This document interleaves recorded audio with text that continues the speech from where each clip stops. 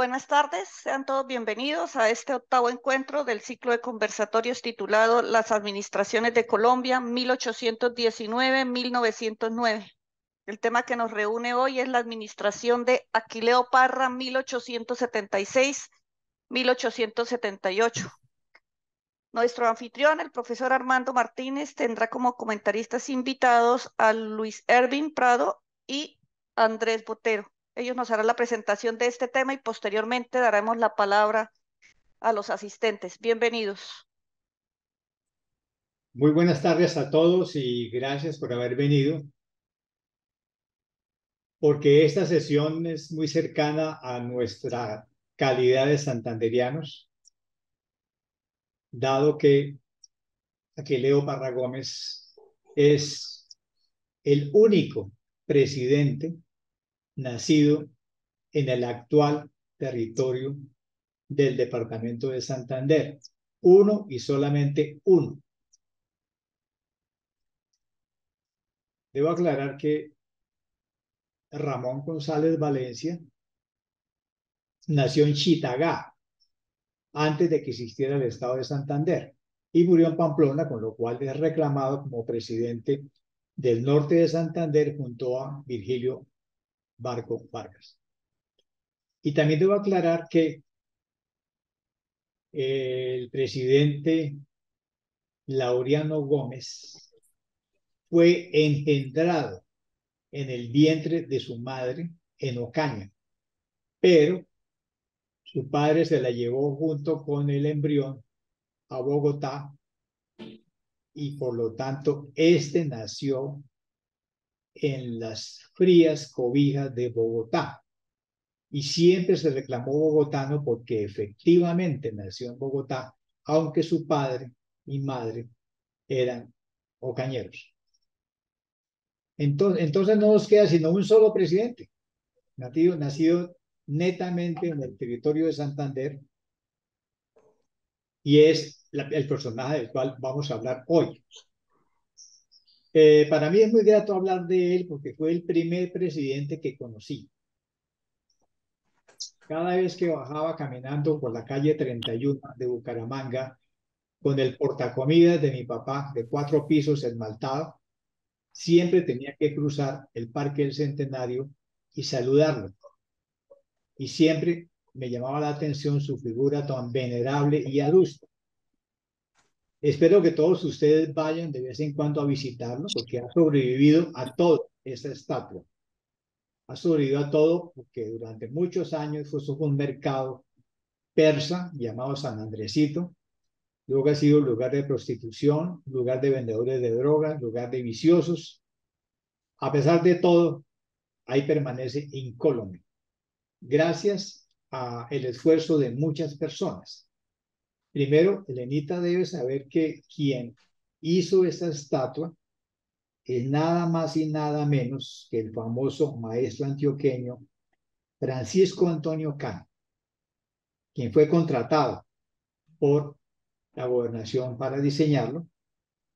También hay que saber que el pedestal fue diseñado por el arquitecto francés Georges-Julien Carpentier, el papá de Alejo Carpentier, y fue construido por un marmolista de Bucaramanga muy famoso, Miguel Vicente Rueda.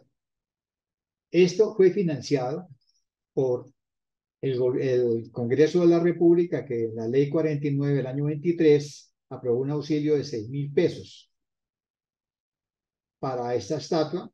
El Consejo de Bucaramanga en el año 24 aprobó un auxilio de 500 pesos con lo que son de la conmemoración del centenario del nacimiento de Parra, porque él nació en 1925, en 1825, perdón. Y después de una consulta popular, una junta de ciudadanos determinó que debía ponerse en el Parque del Centenario. La estatua fue fundida en el extranjero y llegó a Barranquilla en un barco en 1927 y llegó a Bucaramanga en abril del 29 y fue custodiada en la casa doña María Parra de Barreto, familiar del presidente, no por la línea de él, sino por la línea de los hermanos. Y la ley de 101 del 25 asignó 5.000 pesos para el pedestal. La estatua fue inaugurada sobre su pedestal el 1 de mayo de 1930 con presencia de una gran multitud y llevó la palabra el gobernador Alfredo García Cadena y la banda departamental ofreció una retreta en el kiosco que se había puesto en 1910 en este parque y que había sido un regalo de la colonia Siria. De modo que ese es nuestro presidente y podemos ir a visitarlo cada vez que queramos en el Parque del Centenario. Voy a empezar con unos datos biográficos básicos. Debo decir que nació el 12 de mayo de 1825 en Barichara, en el hogar que formó José María Parra Noriega y Rosalía Gómez Rueda, con un nombre larguísimo, José Bonifacio Aquileo Elías Parra Gómez. Podemos saber mucho de él porque él nos dejó unas memorias, de las cuales en Colombia se han hecho 3 ediciones. Yo tengo en mi poder la 3ª edición de la Casa del Libro Total, que la pueden consultar gratuitamente en la página web de la Casa del Libro. Y aquí cuenta él su vida desde su propia perspectiva y en su testamento dijo que quería que las memorias que había dado escritas fueran publicadas y para ello dejó un dinero del testamento y el manuscrito quedó en manos de sus hijas y de su sobrino Vicente Parra. Pero estas memorias, para nuestro caso, tienen un pequeño problemita, y es que terminan exactamente en 1875, es decir, en el año anterior a su presidencia, por lo cual aquí no nos dicen nada de su actividad presidencial, de su administración, porque las terminó el año antes. Pero es un texto recomendado y por eso se han hecho 3 ediciones. Muy bien. Él dice en sus memorias que él desciende de don Bartolomé de la Parra, que fue una persona muy inteligente, que se consagraron a modestas actividades campesinas, lo cual los hacía tener un trato decente, relacionarse por parentesco con las principales familias de San Gil y Barichara. Y la familia Gómez, que ya que sí no era campesina, sino que residía en Barichara, era una posición más elevada que la familia Parra, porque entre sus miembros estaban 3 hombres granadinos muy importantes: Miguel Tadeo, Diego Fernando y Juan Nepomuceno Gómez. Muy bien, dado esta pobreza y esta figura tan venerable blanca, él sabía que tenía que dedicarse al comercio. Y después de haber estudiado en el Colegio de Barichara gramática latina y filosofía, a los 15 años se fue con sus hermanos a probar suerte en el comercio. En su memoria dice: yo cometí un error, porque si me hubiera dedicado al comercio de mercancías por el río Magdalena, yo debí irme a Magangué, a Monpós, a Cúcuta, a Bucaramanga, a Ambalema y a Honda. Pero decidí irme al sitio más malo, que era Vélez. Y se convirtió en un comerciante de Vélez, lo cual lo hizo muy sensible al problema del camino del Carare y el camino del Opón y sus dificultades para llegar al río Magdalena. Pero lo hizo muy avesado comerciante y especialista en cuentas, algo que le va a servir para su futuro político. Y empezó con los sombreros que llevaba Magangué, las conservas de Vélez y básicamente todo su comercio era con Magangué y en Monpós. Pero fue muy importante su experiencia como comerciante en Vélez, porque ahí consiguió mujer, doña Lastenia Díaz de Leña, que era la hija del coronel Antonio María Díaz. Es decir, entroncó con un hombre muy importante que fue gobernador de la provincia de Vélez y su matrimonio lo introdujo a la política. Eh, Ella falleció muy temprano, en 1862, y se quedó con tres hijas que lo acompañaron hasta el momento de su muerte: María, Matilde y Virginia Parra Díaz. Por lo tanto, nadie de la familia Parra desciende de él, sino de sus hermanos. Muy bien. Gracias a su carrera, gracias a su vida comercial en Vélez, se pudo relacionar con toda la familia Vanegas, especialmente Vicente y Ricardo Vanegas, escritores políticos liberales, su suegro, Antonio María Díaz, Ángel María Flores, el famoso abogado y jurista Felipe León Pinzón, Vicente Herrera, Luis Flores, que fue presidente del Estado de Santander, y Vicente Olarte Galindo. Es decir, estaba en el sitio más importante para la política de la provincia de Vélez y de la Cámara Provincial de Vélez, y allí aprendió. En 1854 era secretario de la gobernación de la provincia de Vélez, y ahí tuvo un golpe de suerte, y es que se produjo el golpe de Estado de Melo, y él tomó la opción política correcta, es decir, contra Melo y al lado de las fuerzas del general Mosquera, lo cual hizo que el general Mosquera lo fichara para sus huestas hacia el futuro. Él será una de las fichas de Tomás Cipriano de Mosquera en adelante, que es quien lo va a nombrar gobernador de la provincia, y desde entonces es diputado del Cantón de Vélez ante la Cámara Provincial y ante la Asamblea Legislativa, y es el hombre de confianza de Mosquera en Vélez y luego en Santander. Muy bien. En 1860, don Aquileo Parra llegó por primera vez al Congreso de la Confederación Granadina como representante del Estado Federal de Santander. Y después de la Guerra Civil de 60-62, estuvo en Río Negro en la Convención Constituyente como plenipotenciario del Estado de Santander, y en 1879 volvió a ser elegido senador ante el Congreso de la Unión. Brilló muchísimo en Río Negro, y por lo tanto era la parte de la bancada que eligió a Mosquera como presidente.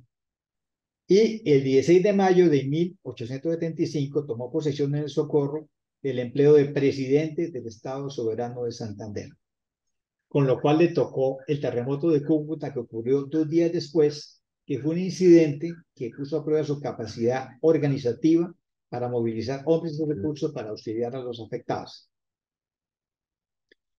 Muy bien. Dada su experiencia comercial, siempre estuvo atento a los proyectos de caminos y luego a los proyectos ferroviarios, pero también en Santander aprendió la importancia de la política educativa, de las escuelas, de los colegios, y conoció al dedillo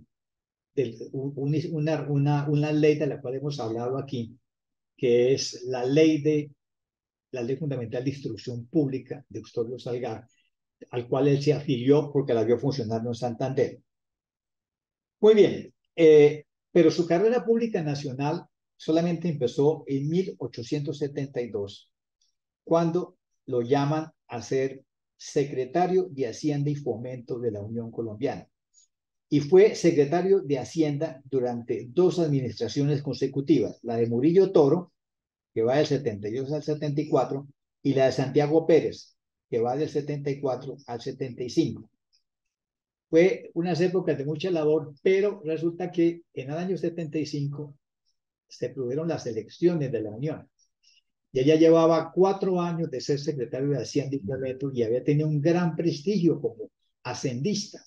Por lo tanto, se perfiló como candidato presidencial sin tener ninguna experiencia militar.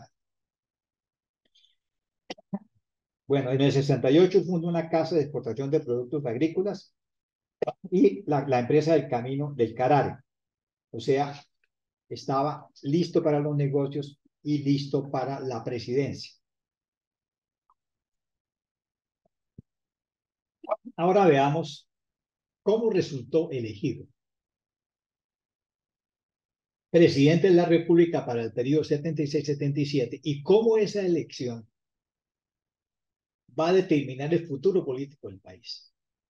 Está claro que Aquileo Parra siempre jugó con Tomás Cipriano de Mosquera, pero también está muy claro que él era uno de los hombres del Olimpo radical. Había estado en las administraciones de los liberales radicales y venía de la administración de Santiago Pérez como su secretario. Él representa entonces en las elecciones el liberalismo radical, los gólgotas, pero para la elección del 75 se aparecen dos candidatos a hacerle frente. Uno es Rafael Reyes, que aunque era liberal, ya daba puntadas de que estaba preparando un liberalismo que luego se va a llamar independiente. Y el otro, el gran nombre de la costa, aunque Reyes también jugaba con la costa y Panamá. Pero el segundo hombre, muy conocido, es Bartolomé Calvo, que había sido presidente en el momento que sale Mosquera en el 61. Durante el periodo federal se vota en los estados y en los estados se escoge el nombre de un candidato. Y cada candidato del estado hace parte de la Constitución de la Unión.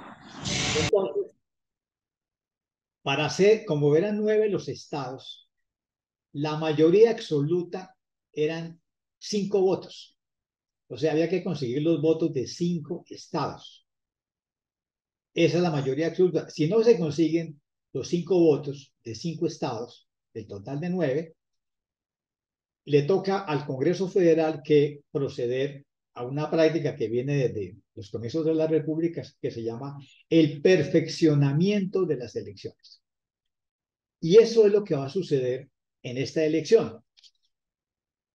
Aquileo Parra y los radicales obtuvieron 4 votos de 4 estados, que son los estados netamente liberales radicales. Obviamente Santander, porque aunque Solón Wilches Calderón había coqueteado con Rafael Núñez, su pertenencia al estado de Santander lo compromete con Parra y él y toda su gente y todos los electores de Santander obviamente le dieron el voto a Parra. El segundo voto es el estado de Boyacá. El tercero, el de Cundinamarca, porque tenía mucho prestigio en Bogotá. Y el cuarto voto, el del Magdalena, que acaba de salir de una guerra civil. O sea, Parra obtiene 4 votos, que no le da la mayoría absoluta. Los otros 2 votos, que son los del estado de Bolívar, el estado de Panamá, los ganó Rafael Núñez. Y Rafael Núñez fue a esta elección con un pacto que él redactó, pacto político con el Partido Conservador. Es decir, desde esta elección, Rafael Núñez pactó con el Partido Conservador un programa de reformas y le dio al Partido Conservador la opción de algún día aproximarse al poder nacional, dado que el Partido Conservador no contaba realmente en todas las elecciones, sino con 2 votos, el Tolima y Antioquia. Entonces, aquí el tercer candidato fue Bartolomé Calvo, que obtuvo los votos de los estados conservadores, Antioquia y Tolima. O sea, los 2 votos conservadores de Antioquia y Tolima son para Calvo. Núñez lo tiene, Bolívar y Panamá, su estado natal y el estado donde se contrajo el primer matrimonio, y Parra se lleva los 4 estados radicales liberales. Eso nos da un total de 8 votos, porque el Cauca, que estuvo en una guerra, una pugna interna entre el gobernador liberal César Conto y los conservadores, no votaron, votaron en blanco, no hubo voto. O sea, de estos 8 votos, Parra solamente pudo tener 4. Eso nos obliga a ir a que el Congreso perfeccione la elección.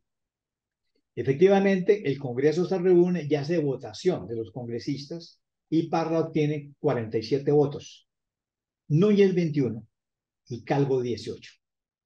Es decir, el Congreso es quien eligió por mayoría radical a Aquileo Parra y lo tenemos de presidente. Normalmente en esas épocas el presidente al posesionarse expone cuál es su agenda de gobierno. Y Parra, en un discurso maravilloso de posesión, dice, yo tengo 3 tareas que voy a hacer en 2 años. La primera, voy a pacificar a mis conciudadanos, porque esta elección y una guerra que traíamos en el Cauca y otra en el Magdalena, tenemos unos ánimos polarizados entre las dos fracciones del liberalismo y el conservatismo y el clero. Así que yo voy a tratar de pacificar, porque yo soy un hombre de paz, y yo me comprometo a obtener la pacificación, pero no les garantizo que mis secretarios van a ser un equilibrio de partidos, sino los que hagan el oficio muy bien. En la práctica van a ser todos liberales radicales. La segunda tarea es buscar una conciliación con el arzobispo de Bogotá para tratar de mediar en esa resistencia de todos los obispos y de los conservadores por una cosa de la cual él no tiene ninguna culpa, que es la ley que examinamos, el decreto orgánico de la instrucción pública, que hizo que la educación fuera laica y que no se le dieran horas a la enseñanza de la religión ni que la Iglesia Católica tuviera injerencia. Es decir, él está heredando un problema que creó Historia Salgar con una ley muy avanzada contra la cultura totalmente resistente y conservadora. Entonces él dice, yo voy a tratar de negociar con la SUS para desarmar los espíritus, porque sabe que los 5 obispos más importantes del sur están a la defensiva y solicitando que hay que modificar la ley de educación pública, perdón, de instrucción pública, porque la iglesia necesita juego en la educación. Y la tercera tarea es fomentar los ferrocarriles. Y para eso él estudió cómo funcionaban los ferrocarriles en Inglaterra, Francia y los Estados Unidos. Y él se compromete con 2 ferrocarriles. El de Antioquia, que ya estaba avanzando mucho. Él dice, voy a sostener el ferrocarril de Antioquia. Pero lo más importante es que yo voy a poner en marcha el ferrocarril central del norte, que sale Bogotá, Barbosa y se mete por el Carare hasta el río Magdalena. Eso llamó el ferrocarril central del norte, que es el gran proyecto, porque él con eso quiere desarrollar la colonización y la producción del Carare. Es decir, se compromete con un proyecto que le favorece a Boyacá, Santander y Bogotá, y por eso estos estados votaron por él. Y él se preparó para el tema ferroviario. Muy bien. Empieza su gobierno. Pero antes debo decirles cómo quedó su gobierno.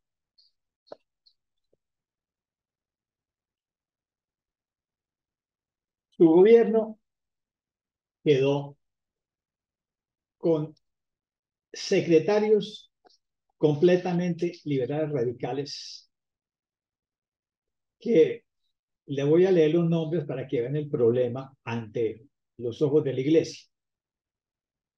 El secretario del Interior y Relaciones Exteriores es don Manuel Ancísar, el gran ilustrado rector de la Universidad Nacional y abiertamente reconocido con masón, para que se le paren los pelos a todos los obispos.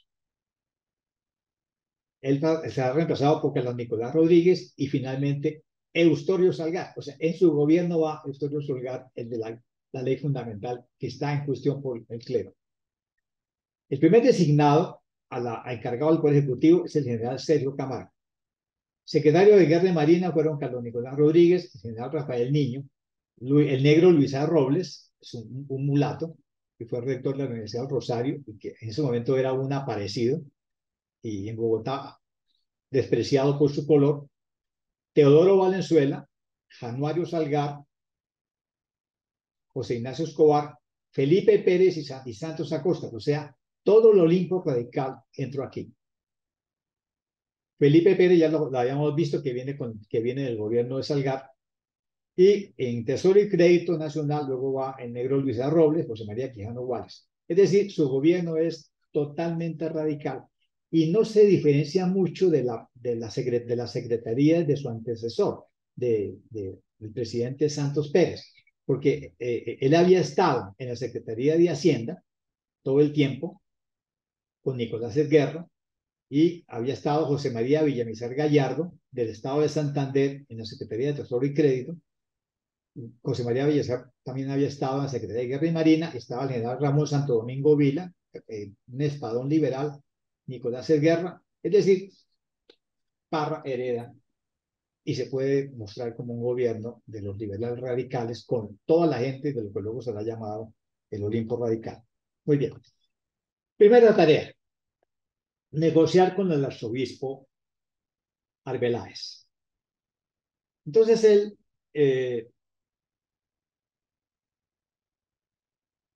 le dice al arzobispo, bueno, monseñor, dígame usted qué es lo que quiere, a ver si le podemos conceder sus demandas para que desarmen los espíritus de los otros obispos y del clero católico y de los conservadores.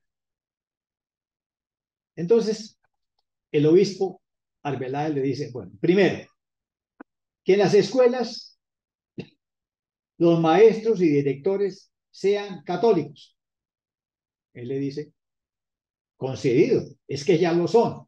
Todos los maestros son católicos, todos los niños católicos, todos los directores son católicos. ¿Cuál es el problema? El problema es que hay 3 alemanes que son protestantes y están en las escuelas normales de Andrea del Socorro, no sabemos Alberto Blum. Él dice, pero ¿cuál es el problema? Son 3 alemanes que están enseñando pedagogía y la técnica de Pestalozzi. Ellos no están dando clase, están enseñando pedagogía. El obispo dice, bueno, aceptado, no voy a molestar más con los protestantes que están en las escuelas normales. Segundo, que los directores o maestros de escuela sean católicos para que tengan la confianza de los padres de familia y se les diga a los directores que si ellos no van a la religión, que permita que el sacerdote dé 1 hora semanal de clase de religión católica a los niños con textos aprobados por la autoridad eclesiástica.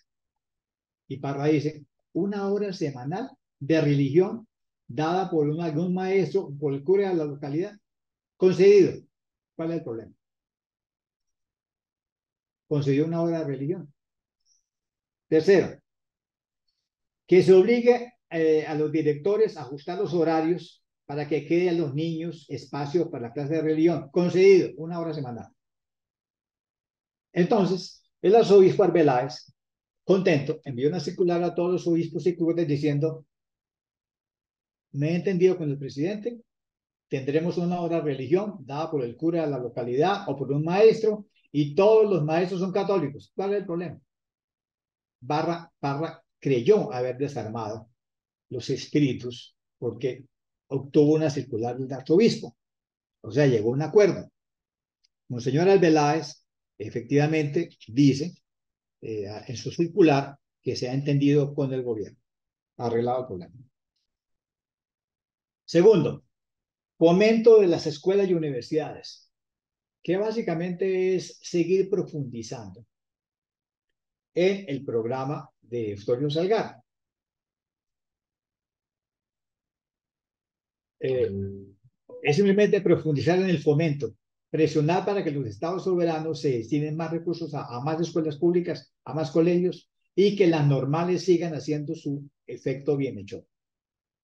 O sea, él se matricula en el programa radical de escuelas y caminos. Y pasando los caminos, él dice, yo conseguiré un empréstito y lograré que el Congreso me dé dinero para el ferrocarril central del norte y para el ferrocarril de Antioquia, porque vamos a la colonización del canal.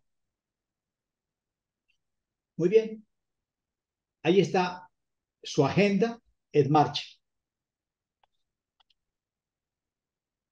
Pero, a pesar de eso, estalló en el Cauca la guerra civil. Y él tuvo que enfrentar la realidad de la guerra civil que se inicia en el Cauca contra el gobierno liberal de César Conto, porque los obispos de Popayán y Pasto habían hecho proselitismo desenfadado contra el decreto orgánico de 1870 de la instrucción pública.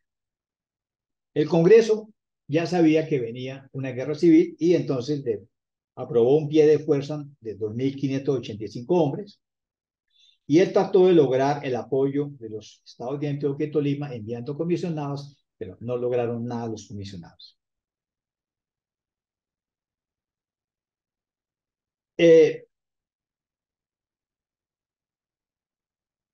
Manuel Briceño, comisionado del Comité Nacional del Partido Conservador, visitó a todas las fuerzas conservadoras y los animó al ataque. y los grandes publicistas conservadores, Carlos Holguín, Sergio Arboleda, Miguel Antonio Caro, Ricardo de Villa, los tres conservadores empezaron a organizar a sus huestes.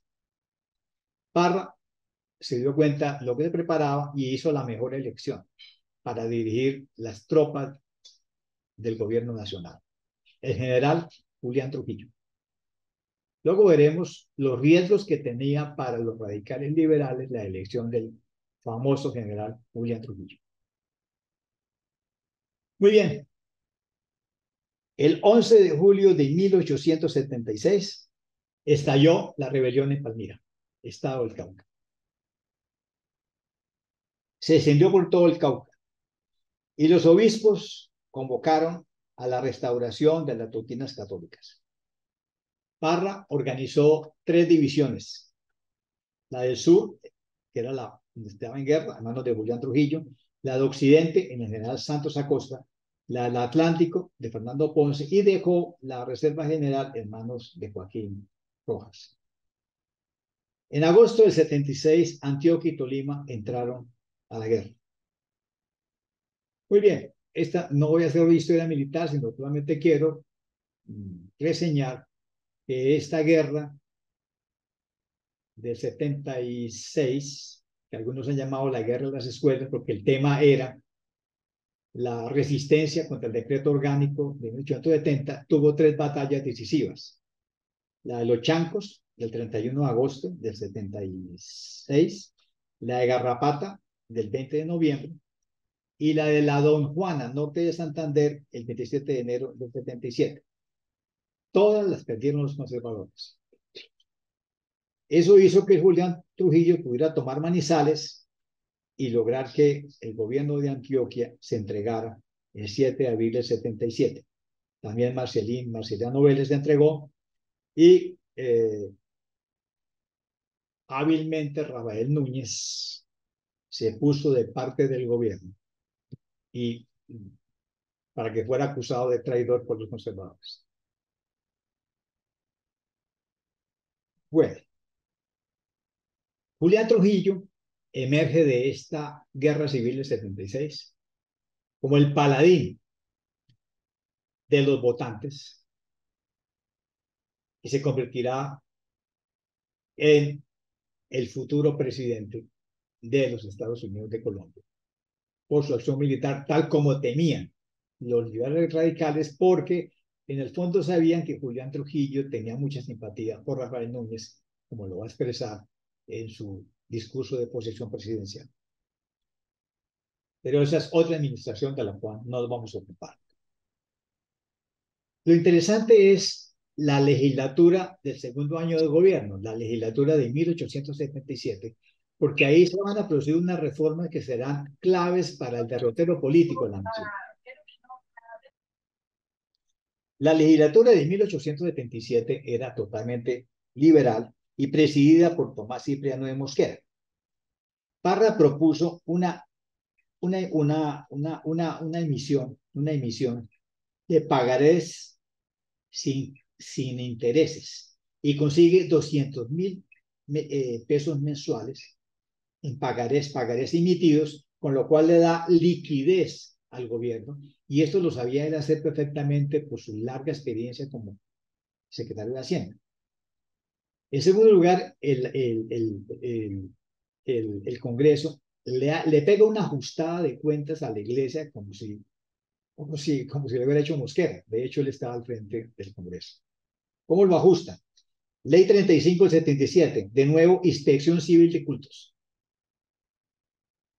Y destituyeron a los obispos rebeldes que habían llamado a la guerra con el destierro. Carlos Bermúdez, de Popayán, Manuel Canuto Restrepo, de Pasto, Joaquín Guillermo González de Antioquia y José Ignacio Montoya de Medellín. Y además de eso, les cancelan las rentas nominales a la iglesia, o sea, les aprietan el cuello a la iglesia por su rebeldía y participación en la guerra. Pagaron el precio. Pero lo más interesante que hizo el Congreso del 77 fue resolver un problema político que venía de atrás, que era la ley de orden público de 1867, que inspirado en los ideales radicales, había legislado en el sentido que el gobierno federal no podía intervenir en los conflictos internos de los estados. Y los radicales, desde Murillo Toro, tuvieron este principio. Esta es una federación. Son los Estados Unidos de Colombia.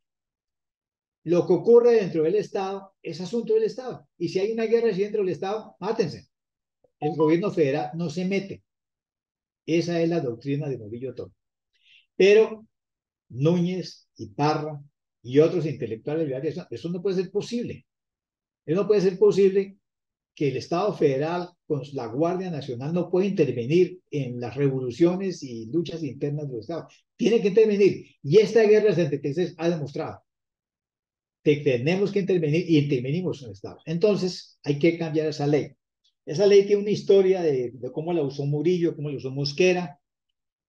Mosquera, por supuesto, siempre fue partidario de eliminar esta neutralidad contra Murillo.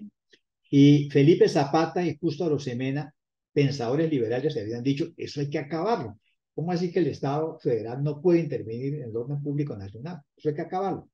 Y finalmente, este Congreso da la ley 61 de junio del 77, del 76, que eliminó para siempre la neutralidad.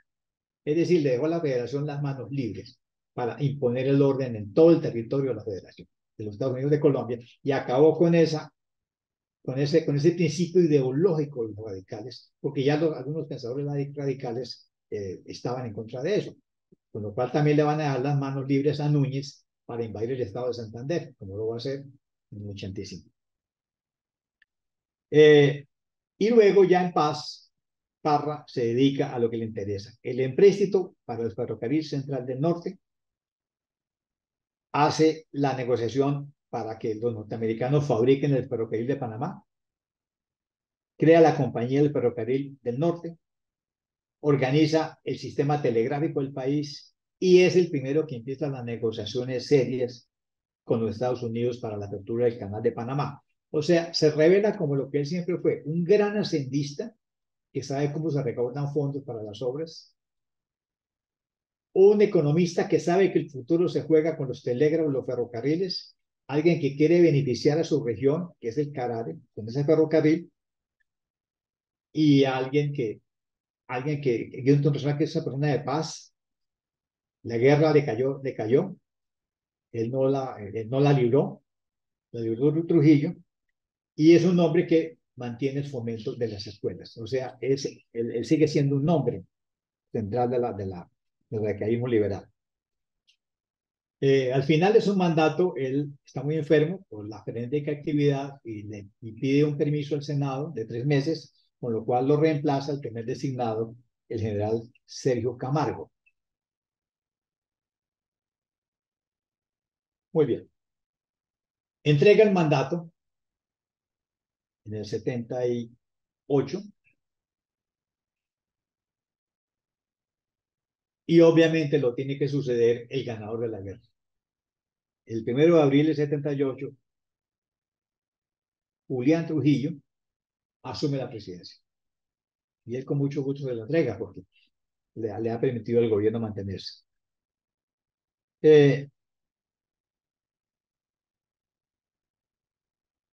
Salido del gobierno, su prestigio lo convierte en uno de los jefes del Partido Liberal. Y no era para menos por la respetabilidad que tenía en todo el país. Él compartió con Manuel Murillo Toro y Santiago Pérez la conducción del partido en los tiempos de la regeneración de Núñez. Y durante la Convención Nacional Eleccionaria del Partido Liberal, que se hizo en 1897, integró un directorio plural con Nicolás Esguerra y Sergio Camargo.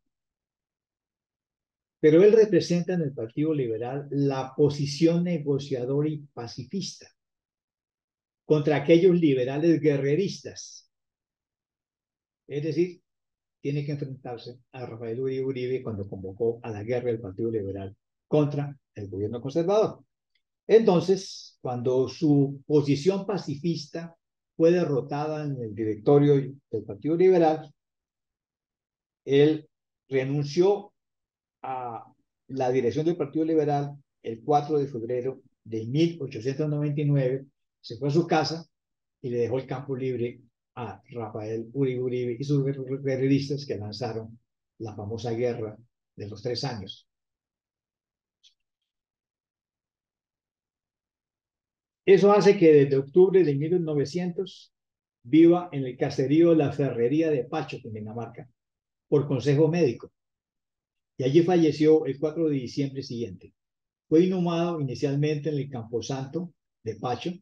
Luego trasladaron sus restos al mausoleo que le fue construido en el cementerio central de Bogotá, donde todavía permanece. Una imagen suya de cuerpo entero de bronce la tenemos en Bucaramanga para recordarnos a nuestro único presidente y para que tengamos memoria y testimonio de uno de los hombres más importantes que dio este Estado. Muy bien, creo que he hecho una presentación de este gran hombre, el primer presidente que conocí en mi vida y que ustedes pueden ir a saludar al Parque del Centenario cuando tengan tiempo. Y ahora les cedo la palabra a los ilustres compañeros que se han conectado y podemos empezar con el hombre del estado del Cauca, donde empezó en Palmira la guerra civil contra el presidente Quevedo Parra. Luis Elben Prado, si está por aquí. Eh, buenas tardes, ¿me escuchan? Sí, perfecto. Bueno, pues, yo a veces me hago la pregunta, Armando Martínez, ¿para qué me invitó a esto? O sea, cualquier comentario que haga no deja de ser como unas apostillas a la erudición que tiene el profesor Armando. Pues, o sea, yo qué podía decir de, del presidente, el primer presidente, ¿no? Y el único que ha tenido Santander, ¿no? Pues sí, el Gran Santander se han tenido varios, como Gran Santander, ¿no? Pero Manuel Murillo Toro, bueno, lo primero que podemos señalar, a mi modo de ver, es que, digamos, el despliegue político de Manuel Murillo Toro se da en el periodo que se conoce como el federalismo, ¿sí? Y me parece que allí hay una cosa muy interesante. Creo que el federalismo es como un segundo momentum para mí de los presidencialismos civiles. Eh, ¿Por qué me parece que eso es muy importante? Porque si nosotros hacemos repaso de los gobiernos que hubieron entre más o 1832 o 1831, si quieren, hasta mediados de siglo, básicamente todos eran gobiernos de militares, salvo la excepción de José Ignacio de Márquez. Y esto es muy importante por una razón, porque José Ignacio de Márquez se puede decir que fue el primer presidente en América Latina de carácter que era civil, que era togado, ¿sí? Alguien dirá, Venezuela también tuvo esa opción, sí, pero a él se le hizo una guerra civil a ese presidente y realmente lo salvó fue José Antonio Páez, y desde ahí José Antonio Páez se va a volver como el gendarme necesario, ¿sí? Eso que magistralmente eh, José María Lanz llama el cesarismo democrático, que ha sido como la gran tesis del republicanismo venezolano, que es que el pueblo venezolano es un pueblo inmaduro para la democracia, pero no podemos renunciar a la democracia, pero entonces es necesario que exista un gran caudillo democrático que dirija los destinos del país. Y eso ha modelado a los dictadores de finales del siglo XIX, inicios del siglo XX, también a Pérez Jiménez y al último que ustedes conocen, que es el coronel Chávez. ¿Por qué esto es importante? Porque si nosotros miramos el caso mexicano, miramos el caso, por ejemplo, el caso de las Provincias Unidas del Río de la Plata, es hacia la segunda mitad del siglo XIX que empiezan a tener gobiernos civilistas. Las provincias del Río de la Plata eran gobernadas por gobernadores militares que venían de tradición militar de las guerras de independencia. El más emblemático fue Manuel Rosas, que era el jefe de las milicias de la Pampa. Perú, ni se diga, el primer gobierno peruano es el de Manuel Pardo en 1871, pero desde 1800 desde el primer golpe que ellos anuncian, que es el de 1826, que fue contra un triunvirato que hubo. Casi todos los gobiernos que han tenido ellos han sido gobiernos militares. Entonces, eso es muy importante por una razón, porque si ustedes vuelven y repito, tomen el hilo conductor, o sea, fue José María Obando, el general Francisco Paula Santander, ahí el hiato con Ignacio de Márquez, después viene Herrán, después viene Mosquera, después viene José Hilario López, después viene José María Obando, después viene Melo, o sea, todos esos son militares.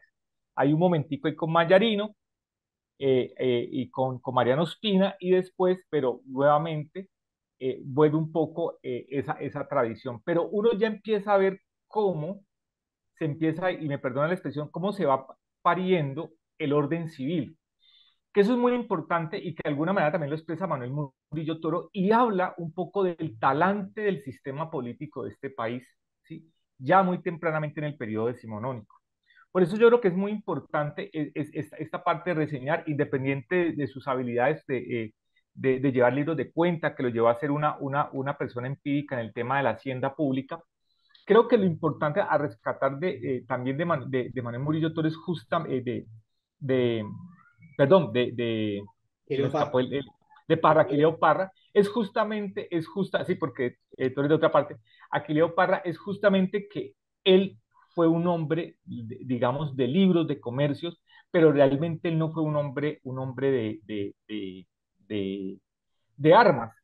Y tengo entendido de que la guerra que a él le tocó enfrentar, pues básicamente se hizo en tres momentos. O sea, estaba Aquileo Parra, estaba el telégrafo y estaba Tomás Cipriano de Mosquera. Y Tomás Cipriano de Mosquera, que era un tipo conocedor del país, le decía a Aquileo Parra en dónde tenía que estarse moviendo las tropas, porque ya en esa época Mosquera era un tipo muy anciano y no se podía movilizar, pero él conocía el país y él fue el que le fue diciendo al presidente: mueva sus tropas por aquí, muévalas por acá, para hacer frente a la guerra de los obispos o de las escuelas. Yo creo que ese es como un punto muy importante. Y otro punto que quiero señalar de ese talante, del talante civilista del presidente santanderiano, es que justamente creo que esa búsqueda del consenso, creo que habla mucho también de esa tradición civilista que en Colombia la hemos menospreciado mucho, ¿sí?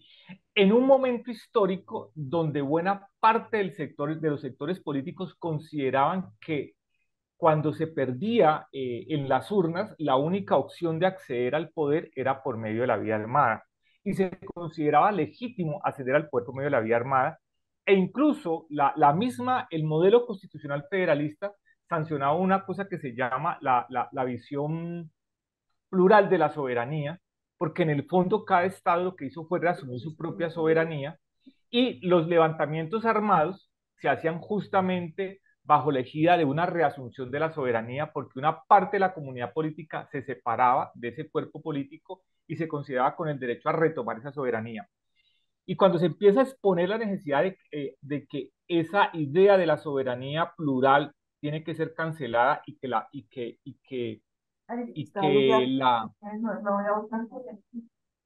la y que los levantamientos armados no es la vía adecuada para los cambios de regímenes políticos. Ahí empieza a tener un poco, a mi modo de ver, ese rol negociador o conciliador de personalidades como Aquileo Parra, y eh, ese talante que se empieza a ir construyendo lentamente de esa tradición civilista que creo que muchos historiadores la han olfateado, la han trabajado, pero creo que realmente no se ha hecho una etnografía sobre esa tradición, de eso de qué está hecho, ¿sí? Y que lentamente se va desarrollando, y es lo que va a permitir que Colombia muy tempranamente tenga presidentes de carácter civil, que es una cosa muy extraña si miramos el contexto latinoamericano, ¿sí? Tan extraña es de que nosotros tampoco vamos a tener esa tradición caudillista que van a tener países como Perú, como Bolivia, como Argentina, como Venezuela, como México, ¿sí? Como Guatemala. ¿Sí? Si hay militares prestigiosos, pero no tienen ese talante caudillista. Son militares, digamos, muy institucionales y muy modelados por los aparatos institucionales. Entonces, yo miraría esta exposición de Armando, eh, de Aquileo Parra en esa perspectiva, o sea, de que es un presidente, ¿sí? Eh, civilista, conciliador y que justamente él forma parte como como ese dolor de parto de que el país empieza a ir distanciándose de esos presidentes que son de corte militarista o que su prestigio viene del campo de batalla y más bien el prestigio de estos personajes, de estos estadistas, proviene de otros campos, digamos, de otros capitales simbólicos que no son necesariamente el, las guerras civiles, las guerras de independencia, las batallas fratricidas que de alguna manera formaron parte del juego político en el siglo XIX colombiano. Eso, digamos, podía decir porque agregar más de la exposición de Parra frente a los datos que yo tengo, pues no tiene sentido. Antes le iba a decir a Armando que me diera la copia para meterla a mi base de datos prosopográfica. Muchas gracias. Muchas gracias, Luis Erwin. Y tenemos al doctor Andrés Botero Bernal, quien de inmediato nos dará sus comentarios. Bueno, muchísimas gracias. Comparto todo lo que acabo de decir. Sí, ¿me escuchan ahora? Sí, perfecto, ya. ¿Me escuchan? Sí, perfecto, te oímos. Bueno, perfecto. No, en primer lugar, comparto plenamente lo que acabo de decir. La exposición de Armando fue muy completa. Simplemente de pronto señalar dos aspectos que Armando los dijo, pero desde mi investigación, que más de historia del derecho, son muy fundamentales de nuestro presidente Parra. El primero es que, bueno, él sí tuvo experiencia militar joven, pero tengo entendido, aquí Armando es el que me corregirá, que él era muy más militar. Él combatió contra el ejército conservador en la guerra del 60 y fue derrotado. Incluso estuvo prisionero de guerra, si mal no estoy, un par de años y fue liberado por Mosquera. Él volvió a combatir las escaramuzas del 62 y 63, antes de la convención de Río Negro. Nunca se destacó como militar, pero él participó, o sea, algo habrá recibido del mundo militar. Pues en fin de cuentas estamos en una época donde quien no se haya pasado por el ejército no podía ser considerado un político. Pues las armas y la palabra estaban profundamente hermanadas en esa época. Eh, pero ahora, que él haya sido un bueno más militar joven, eso sí ya no lo sabría. El rumor de la oposición es que siempre fue muy más militar, pero sí tuvo alguna experiencia militar. Y el segundo, que sí quisiera resaltar mucho, fue el rol protagónico que tuvo Aquileo Parra en el gobierno de Santiago Pérez en la disminución del déficit fiscal de Colombia. Y por eso ha sido considerado en la historia económica de Colombia como uno de los mejores hacendistas de Colombia, no solo en el siglo XIX. Fue responsable de sanear las finanzas públicas en los 4 años en los que él fue secretario de Hacienda, pero específicamente con Pérez, que le valieron un sitio en la historia económica de Colombia. Me atrevería a decir, pero esto es obviamente para debatirlo, tal vez esto sea muy arriesgado mencionarlo, que Parra es más importante en la historia económica de Colombia que en la historia política. Bueno, sé que esto es atrevido, sé que esto habrá que matizarlo muchísimo. Simplemente quería llamar la atención de estos dos aspectos de por qué miro tanto a Parra, aparte de que hay que ir a Barichara y conocer la casa donde él nació, que me parece una cosa muy bella, o sea, porque no solo es un viaje al pasado, sino que también es conocer cómo se hizo un hombre de la nada, a partir de los negocios, a partir de un buen tacto. Hay otro asunto, también Parra fue alguien que se forjó en la desgracia.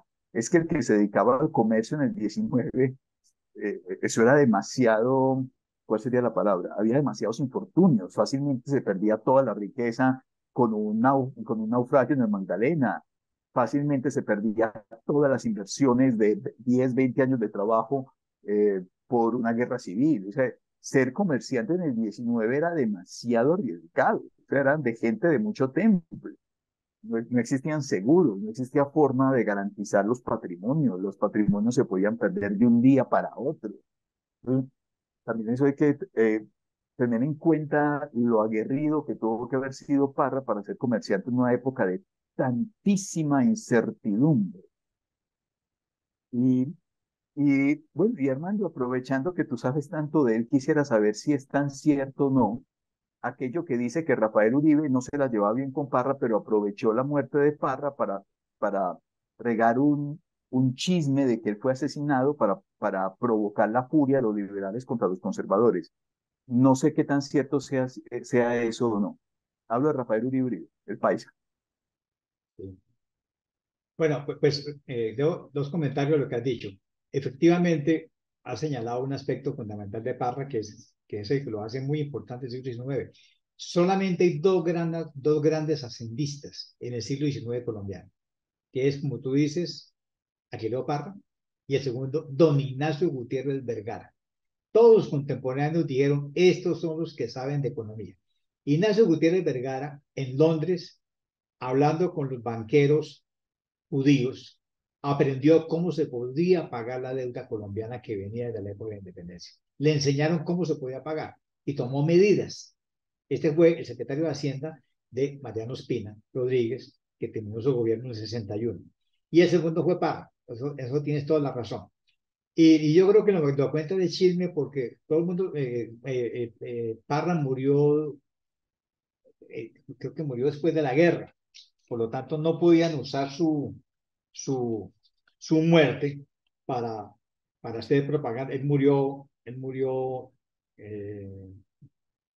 No, en él octubre, murió durante la guerra, no, él murió en en octubre del 1900. 900, exactamente. Él murió, el 4 de Sí, diciembre, el exacto. 4 de diciembre del 900. O sea, ya estábamos en guerra, 4 de diciembre del 900. No, pero él muere muy enfermo. Probablemente hayan usado ese chisme de la muerte para atizar a los combatientes liberales, pero es un chisme total. Él murió enfermo en su lecho, rodeado de sus tres hijas, en diciembre del 900. Y todo el mundo decía, si Parra no hubiera renunciado a la elección del Partido Liberal, quizás se hubiera evitado esa guerra tan precipitada que lanzó los tenientes de Rafael Uribe, que la lanzaron antes que se pusieran de acuerdo el día y empezó en Santander. Y Bucaramanga, obviamente, se tuvo que aguantar completos los 3 años de guerra, porque aquí no paró la guerra en los 3 años. Quiero agregar otra cosa que lo olvidé. Dijimos que la última batalla de la Guerra Civil del 76 fue la de la Don Juana, norte de Santander. Cuando uno va para de Pamplona y Cúcuta, pasa por la Don Juana a mano izquierda, junto al río. Ahí fue la batalla. Pero esa batalla que se libró contra los restos que se reagruparon en Boyacá y se fueron hacia Pamplona, esa batalla la ganó el general Solón Huiches Calderón. Y esa batalla le valió ser candidato, ser figura presidencial. O sea, quien gana batallas en el siglo XIX se perfila como candidato presidencial. Ya tuvimos el caso de Pedro Alcántara Ranz, que al ganar la guerra de los Supremos se convierte en presidente en el 41. Y tenemos el caso de Julián Trujillo y también aquí Solón Wilches deriva su prestigio presidencial por la batalla de la Don Juana. Muy bien, dejamos entonces ahora esta sesión en manos de nuestra coordinadora Albita. Bueno, muchas gracias a nuestro anfitrión y a sus contertulios. A partir de este momento, quienes deseen hacer alguna pregunta o tengan alguna inquietud, por favor levanten la mano y se les dará la palabra. Ruego a los participantes que nos centremos en el tema que nos reúne hoy, que es la administración de Aquileo Parra. Carmen C., ¿tienes la palabra? Carmen C., levanta el micrófono, Gracias, por favor. Albita. Sí, ya. No tienes Pues imagen, no tienes imagen. ya. Es que se fue la luz, me quedé sin imagen. Listo, Bueno, listo. pero ya, listo. Pues primero que todo, muchas gracias Armando por la fabulosa exposición y también por el Vallecaucano.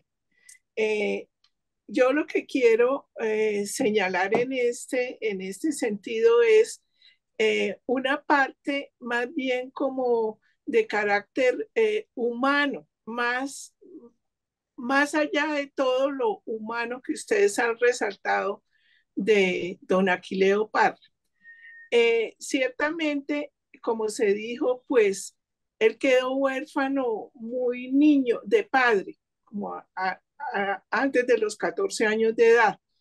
Pero de todas maneras, como en el perfil de él, leyendo la biografía de él y las memorias de él, también se nota que además de ser una persona aguerrida y pues atrevida en el sentido de irrumpir en la vida económica del país, también tenía como en su personalidad dejos de grasejos, porque él habla de su niñez y cuenta como situaciones picarescas que vivió durante su niñez y durante su temprana juventud siendo estudiante del Colegio de San Gil y del Colegio de Barichara. Y cuenta cómo era importante para él recibir las lecciones tanto de filosofía como de latín. Y también explica que la filosofía que se le enseñaba en esa época tenía mucha relación con la física. Y él cuenta en sus relatos que a los 14 años, pues, dada la situación, digamos, de penuria que atravesaba el país por la revolución del año, de los vestigios de la revolución del año 1840, tuvo ciertamente que emprender como lo que le imprimiría después carácter de economista, yéndose con su hermano menor, pensando que su hermano mayor Jerónimo, que vivía en Vélez, podía ser como una buena coyuntura para iniciarse él en el, digamos, en el comercio de esa época. Entonces él cuenta cómo consiguió un préstamo como de 400 pesos y se viajó con su hermano menor hasta Zipaquirá y cómo pudo finalmente él iluso creer que llevando mercancías que había conseguido en Zipaquirá las podía vender en Vélez, pero siendo que no fue así tan grato, de alguna manera él se metió, digamos, en lo que fue más bien pensando en el Magdalena Riva y conoció, como se ha dicho, y de ahí su interés en desarrollar todo lo que fueron, digamos, la utopía de desarrollar las carreteras por el Carare para salir al Magdalena y después buscar camino al río Magdalena. Estuvo él en Ambalema, en Honda, y el centro principal después de sus actividades comerciales fueron Magangué. Y él cuenta y relata cómo conoció él a José Landázuri y cómo Landázuri de alguna manera fue importante en la figura de él y haber compartido con él en el Carare fue, digamos, importante para él en el tema de abrirle los ojos hacia el comercio y hacia la necesidad de abrir una buena carretera o unos buenos caminos para comunicarse con la costa y con Honda. De pronto él sí se lamenta de no haber tenido visión para haber abierto más bien sus redes de comercio o su interés de comercio hacia Girón y Bucaramanga y más arriba Ocaña y quizás Cúcuta. Pero entonces es muy interesante leer las crónicas que él mismo escribe porque es gracioso ver cómo fue un niño de todas maneras que también cuenta cómo sus profesores, él se educó en la época en que le daban rejo si se portaba mal en la escuela, pues en el colegio, y también cómo tuvo responsabilidades desde muy niño dadas por su papá, que tenía como un pequeño terreno, sería una finca a la orilla del río Suárez, abajo de Barichara, y cómo a él le tocaba a veces quedarse cuidando esa finca o esa ramada donde vivían los domingos, mientras su papá y sus hermanos se iban para misa. A él le tocaba quedarse cuidando esa propiedad, y cuenta como una noche que le tocó enteramente solo, muerto del susto, porque como contaba cuentos de espantos y eso, como él le tocó toda una noche hasta la madrugada, pues asustado por todas las historias. Entonces, lo que yo quería resaltar era como que también debía ser una personalidad también como jocosa, porque él cuenta que a pesar de todas las penurias en las embarcaciones, arriba hasta Magangué, que era bastante pesada, de pronto también cuenta que la gente cantaba y que, bueno, sí, que se divertían también de alguna manera mientras la ruta de 4 noches, 5 días en esas embarcaciones. Y dice que desafortunadamente él como que le puso el ojo a la quina y al caucho, y a la tagua, pero que pues que no le resultó como favorable, digamos, económicamente, que más bien ahí sí pensó en lo importante que sería el desarrollo del cultivo del café en Santander. Entonces, digamos que era como un apunte al margen de todo lo serio que se ha dicho, formal que se ha dicho de él, pues para entender que también era una persona como, de pronto como también como graciosa. Y en el año de 1975, en mayo del 75, entonces cuando se cumplieron 150 años del natalicio de él, hubo una celebración en Barichara y yo estuve en esa celebración. Y en esa celebración, Armando, yo conocí, sí, conocí, de verdad conocí al primer presidente de la República que había visto por primera vez en mi vida. El primer presidente que vi en mi vida por primera vez fue Alberto Lleras Camargo, cuando fue elegido presidente de la República, que estaba en Bucaramanga. Entonces yo lo vi en el desfile que pasó por la carrera 27, y ese día pude saludar al doctor Alberto Lleras Camargo en mayo de 1975, que estuvo en Barichara en la celebración de los 150 años del natalicio de don Aquileo Parra. Era eso. Gracias, Carmen C. Silvano, te voy a dar la palabra. Levanta el micrófono. Correcto, gracias. Buenas tardes, Armando. Buenas tardes para todos. No, una pregunta. Las relaciones internacionales en este gobierno, Armando, porque, como usted sabe, sabemos todos, el terremoto de Cúcuta, 18 de mayo de 1875, le correspondió a él asumir esa tragedia que no fue menor, una tragedia muy complicada en toda la región. Y acá se tiene un recuerdo muy fuerte por las relaciones internacionales de esos días.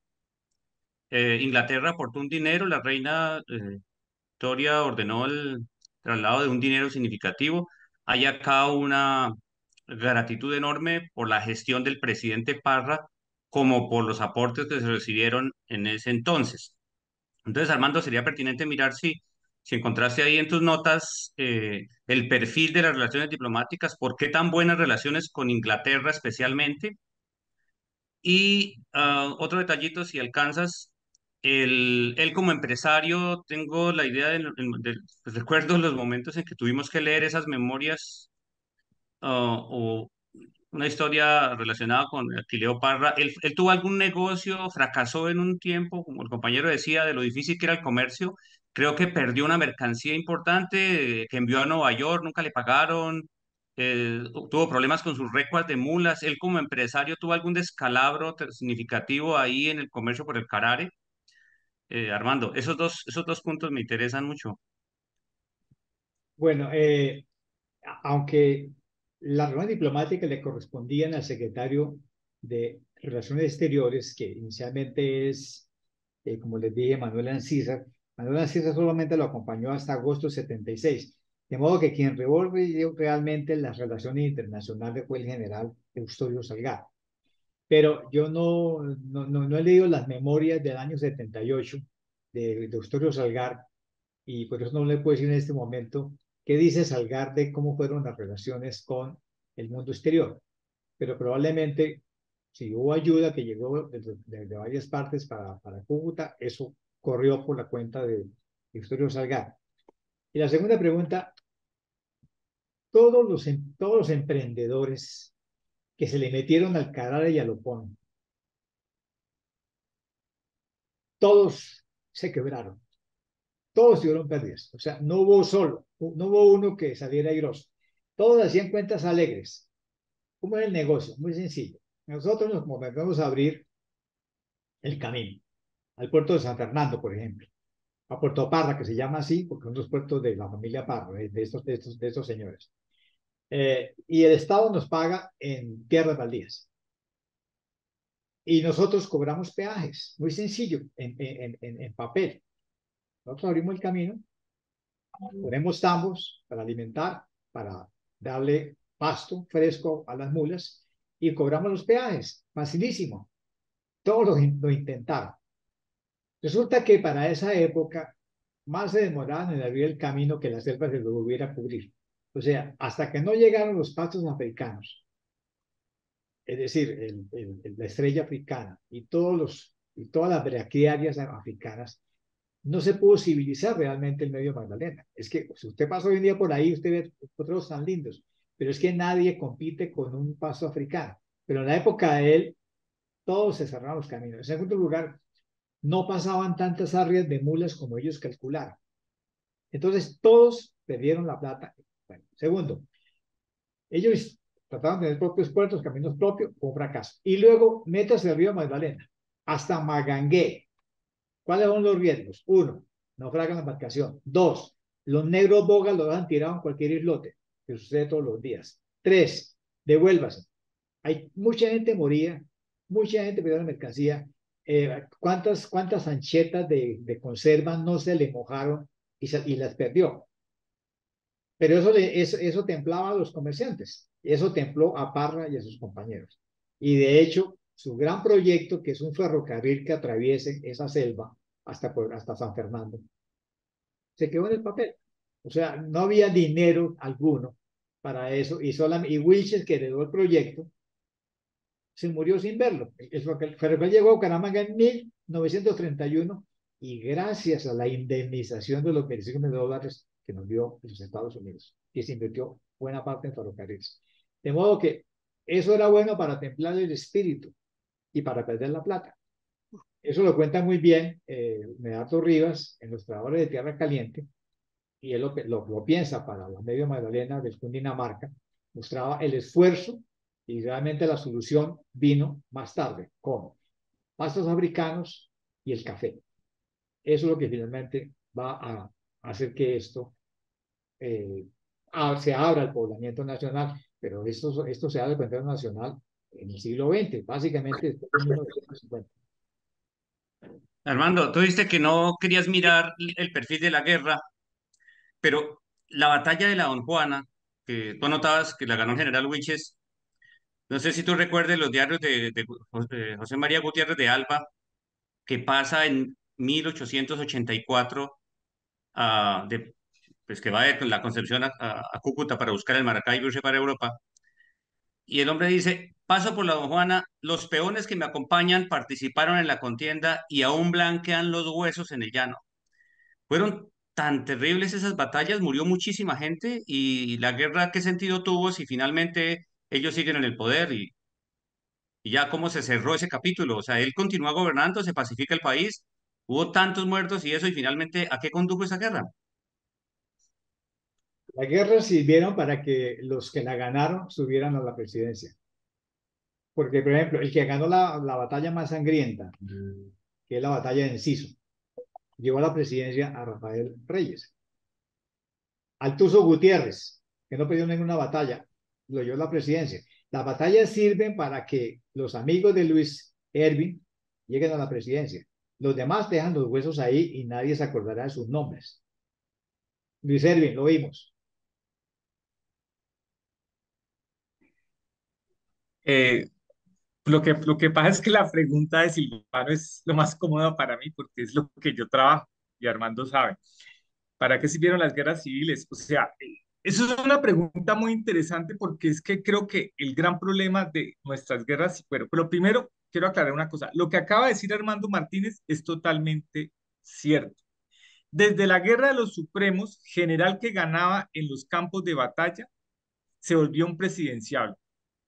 Cuando el general Pedro Alcántara de Herrán gana en la batalla de Huesaco en septiembre 30 de 1839, a las semanas de haberse enterado los ministeriales del triunfo, empezaron los periódicos a candidatizar a Pedro Alcántara de Herrán.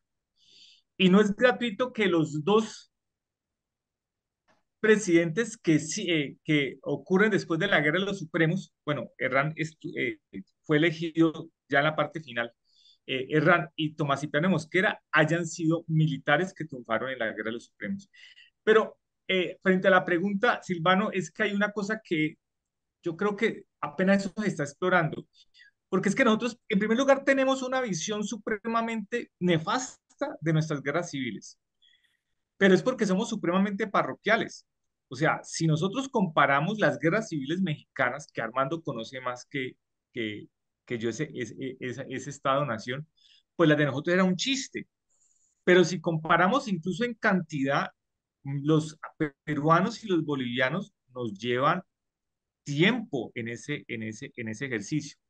Ahora, ¿para qué sirvieron? Es que realmente son guerras que estaban definiendo la nación y el Estado, porque América Latina cuando emerge no hay una clase política hegemónica, no hay una dirigencia política.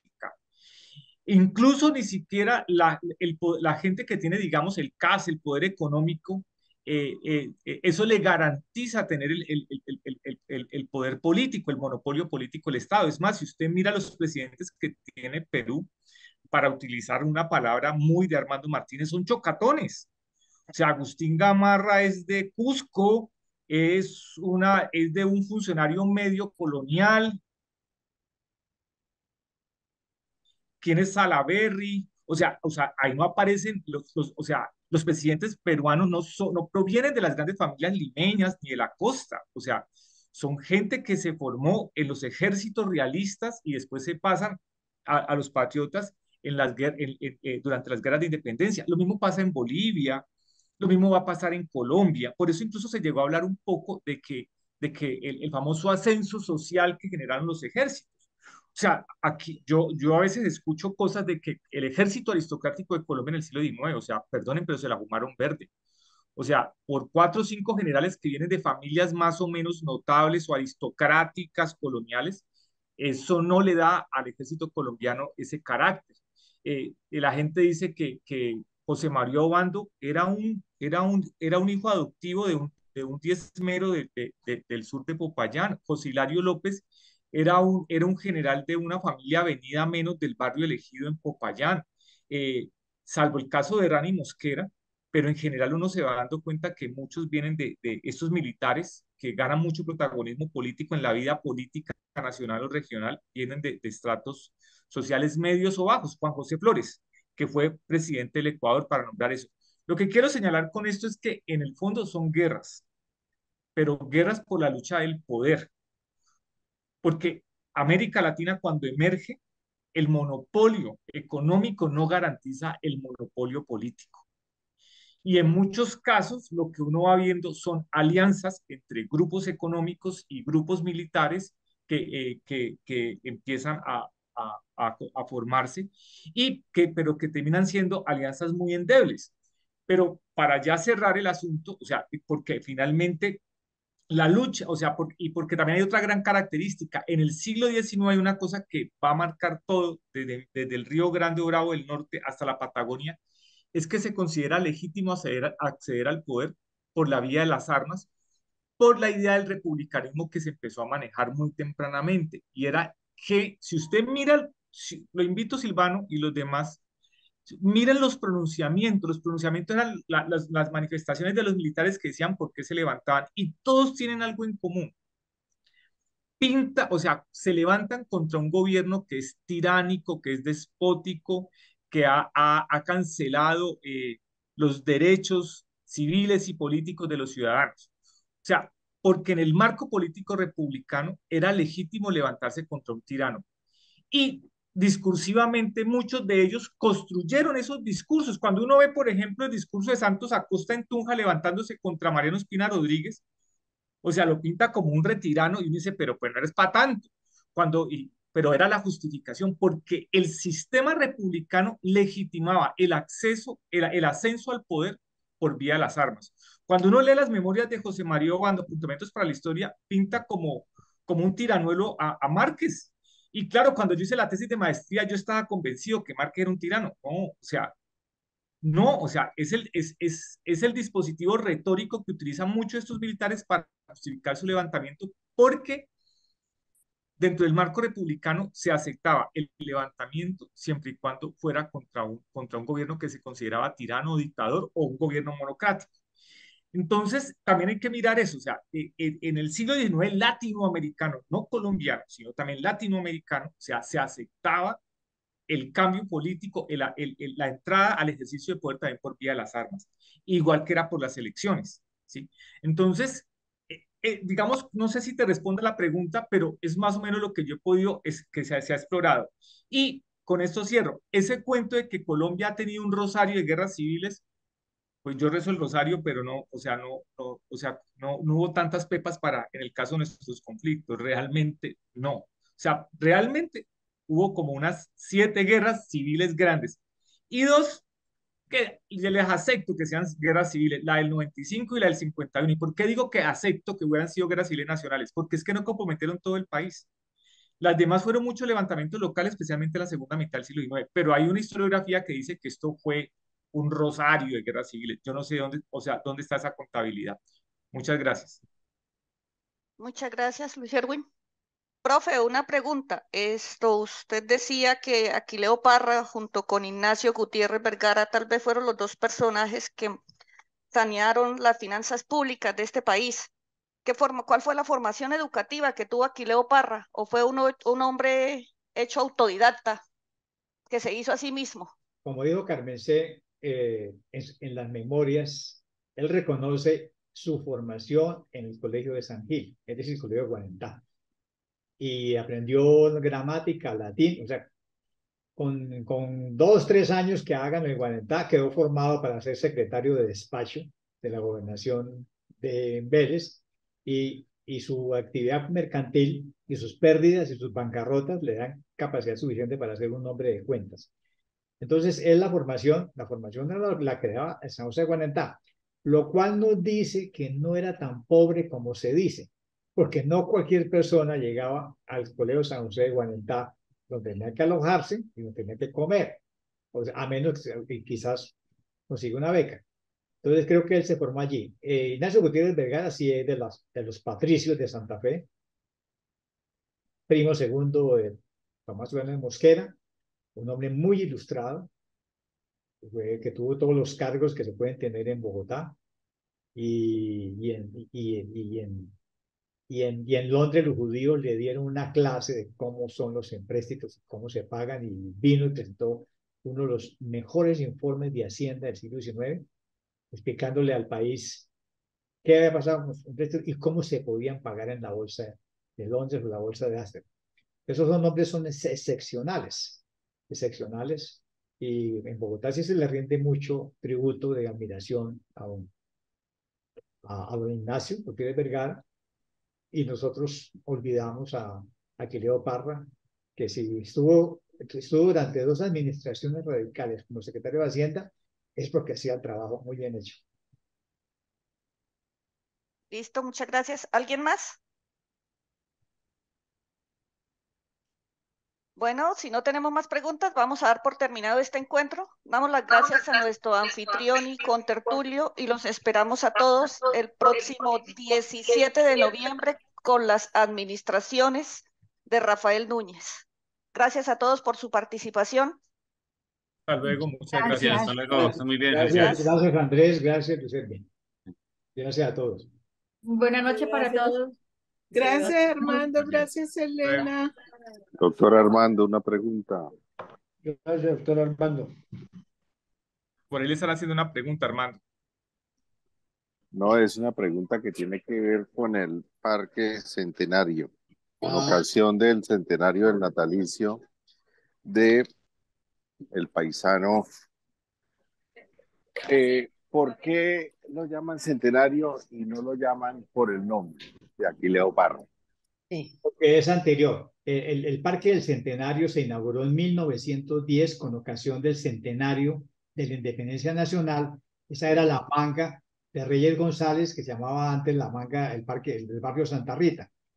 Entonces, no, yo 1910. interpreté mal que era por el natalicio precisamente de Aquileo Parra. Gracias, pero muy buena toda la charla, muy interesante. Con gusto. Muchas gracias, doctor Armando. Con gusto. Gracias, Armando. Doctor Armando, muchas Muchas gracias. gracias. Muchas gracias. Saludos a Monseñor. Chao. Gracias.